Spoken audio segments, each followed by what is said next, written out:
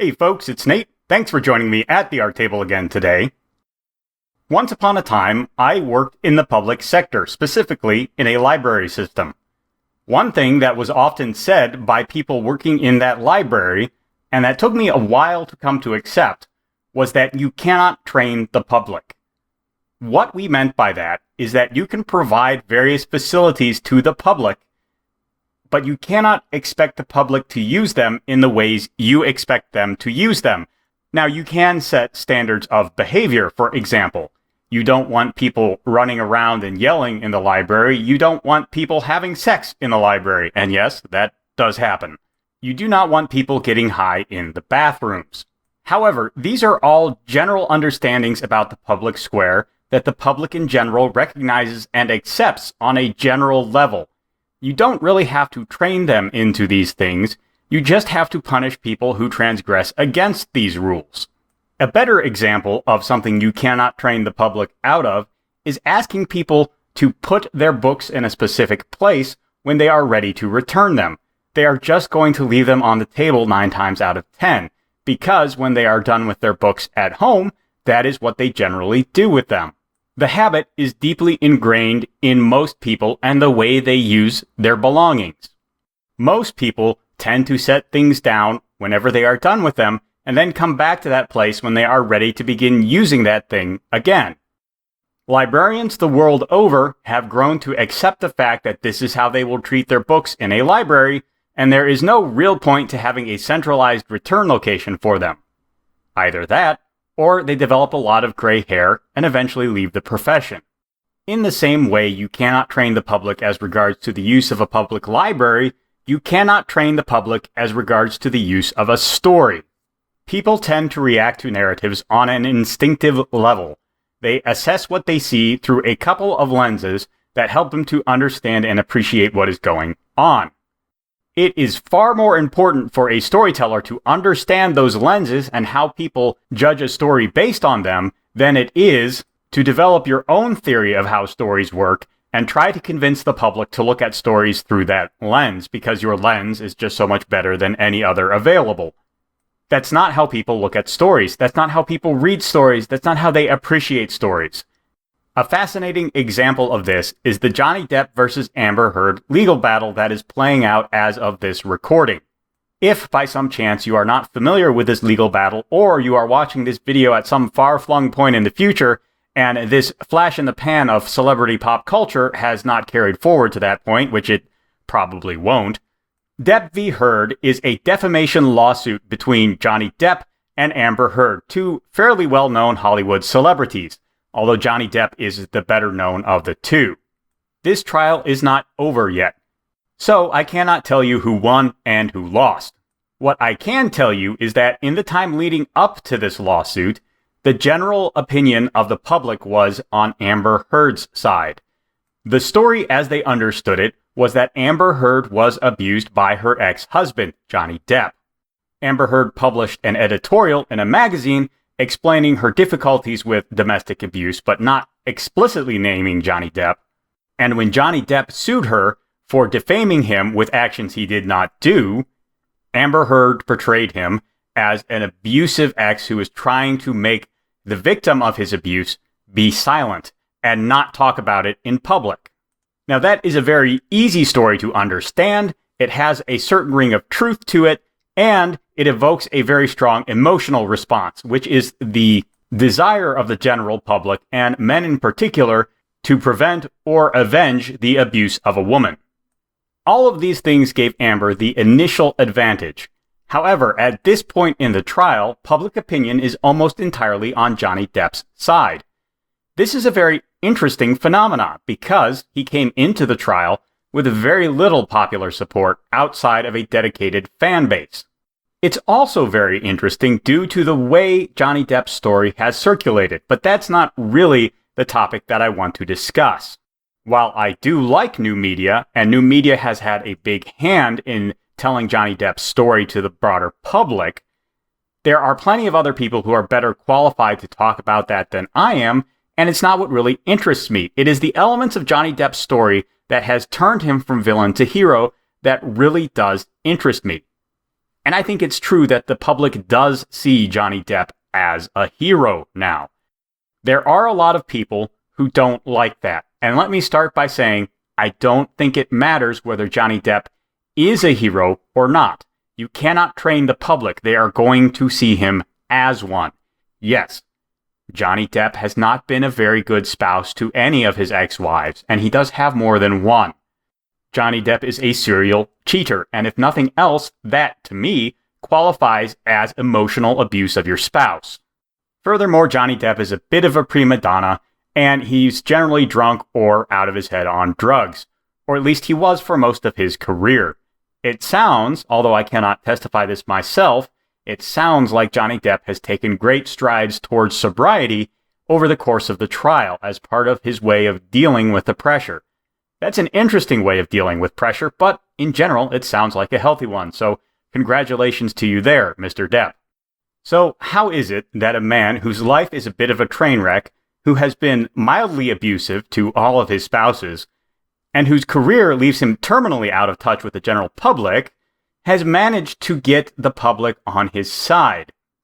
In short, if we view this strictly from the point of view of a narrative that the public is consuming, what is it that makes Johnny Depp the hero? The first element is, I think, the most important, and that is because Johnny Depp seems to have the truth on his side. Let me stress, Johnny Depp seems to have the truth on his side. It does not sound like we will ever have the full, complete, and 100% accurate story of everything that has happened between Johnny Depp and Amber Heard. However, Johnny Depp's testimony about the events matches up much better with the testimony of other witnesses, of photographic records, and with recorded audio than does Amber Heard's. This is the first and most important lesson we can take away from this situation. If you are trying to write a hero who has the audience on his side, then you need to give him a foundation of truth for his position. But beyond that, you must back up that position with evidence. It does not matter what the true premise of your story is. It could be that a loving mother is a better person to raise a child than an emotionally distant and somewhat abusive father. It could be that an elite spy is the only person who knows all of the details necessary to show that an infiltrator from another country is about to stage a coup that overthrows the government, and he must convince his allies of this fact. Regardless of what the truth your hero is standing on is, you must include evidence in the story that the audience can connect to, that is consistent, that is coherent.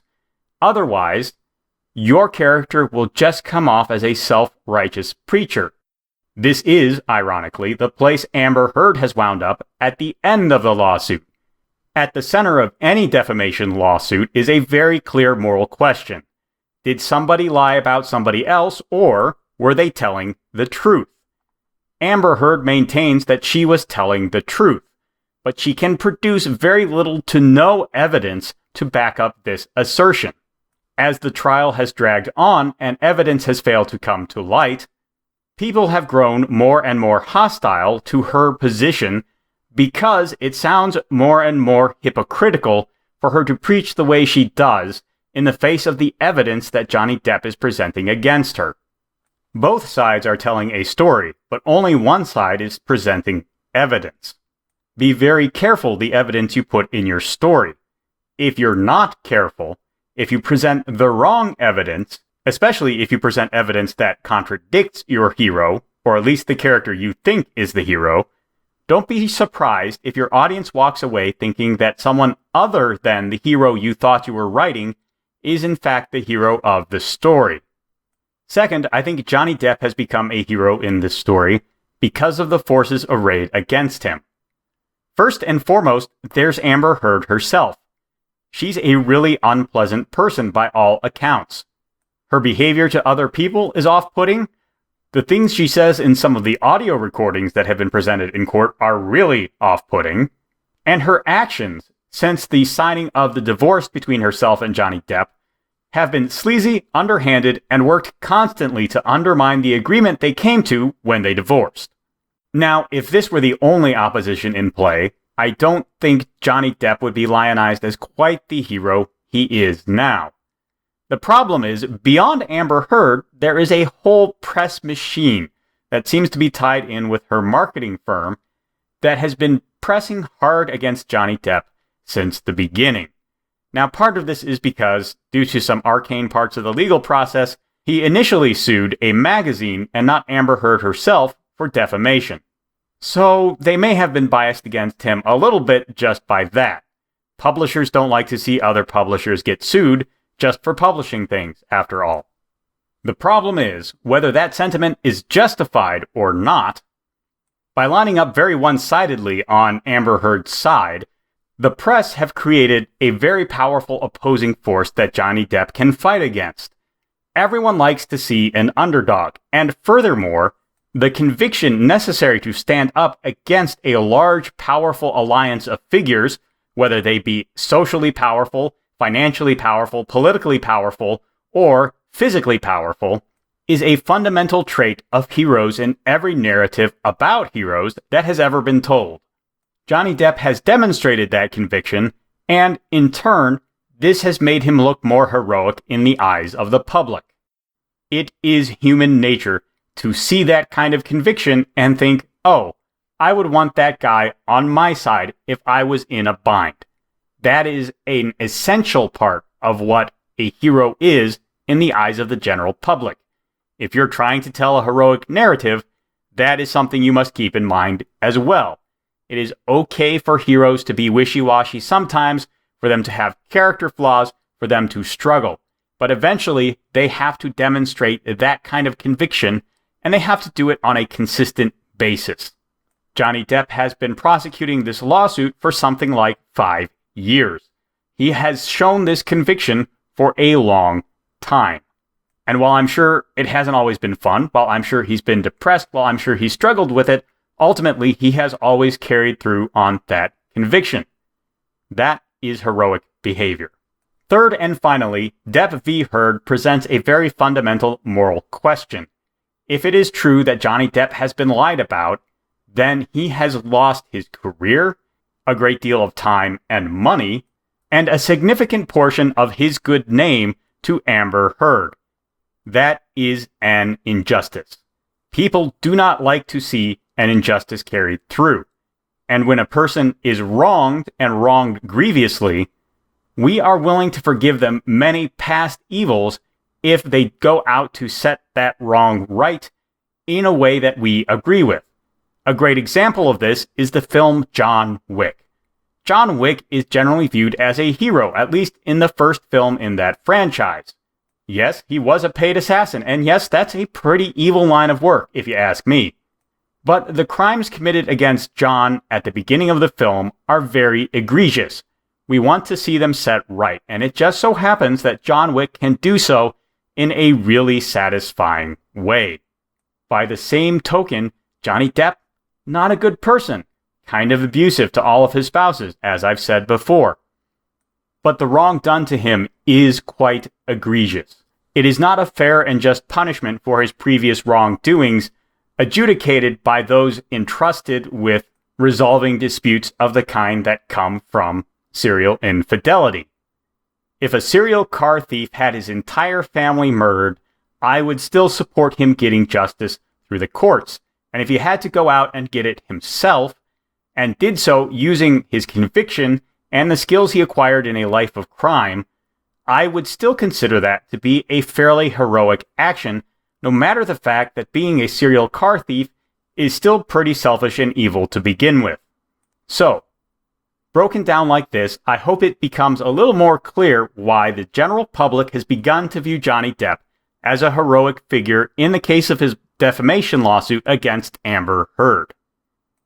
This is how the general public tends to react to these kind of stories, and I don't think there's really anything we can do about it. It is foolish to try and train an entire society out of looking at stories in this way, because this way of looking at stories is rooted in human nature.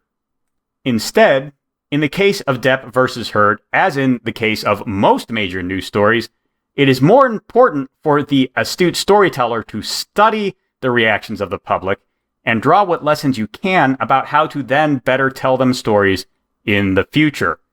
Hopefully we've done that today, and you will continue to do that in the future. Anyway, let me know what you think down in the comments below.